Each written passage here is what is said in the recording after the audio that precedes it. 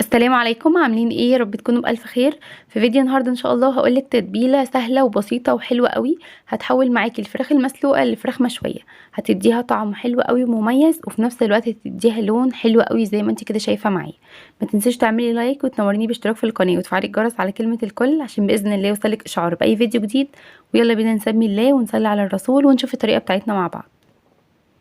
معايا زبادي، انا هنا معايا فرخه، فاخدت كوبايه زبادي كده من الكوبايات الصغيره، عليها معلقه صغيره صلصه، معجون صلصه جاهزه، معلقه صغيره كاتشب، شويه زيت.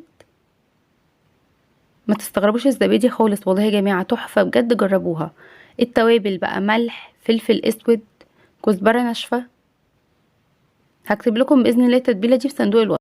زعتر بودر، روزماري، بابريكا، جنزبيل بودر، بودره ماجي، توم بودر وبصل بودر. مش شرط خالص كل التوابل اللي انا حطيتها دي تحطيها، ممكن اي توابل متوفره عندك، شويه من السبع بهارات، اي توابل انت بتحبيها او متوفره عندك تبداي ان انت تضيفيها.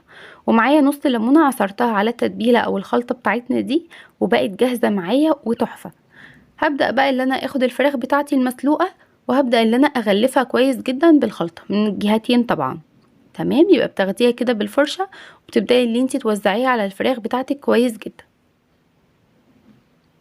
بس طريقة سهلة وبسيطة، بس والله العظيم حلوة قوي. ممكن كمان في الاخر خالص بعد ما تخلصيها تطفي فيها فحمية برضو هتبقى تحفة. بس كده خلاص دهنت الفراخ كلها بالتتبيلة كويس جدا من ناحيتين، وخدتها على الشواية شوية بس من الجهة دي تتحمر، هقوم قلبة الفراخ على الناحية التانية وبرضو رافعاها تحت الشواية تتحمر من الناحيتين، وبس كده بتبقى جاهزة معايا. بتبقى تحفة ورهيبة طعم ولون. اتمنى ان الفيديو يكون عجبكم. لو عجبك الفيديو اعملي لايك واشتراك للقناة، والسلام عليكم ورحمة الله وبركاته.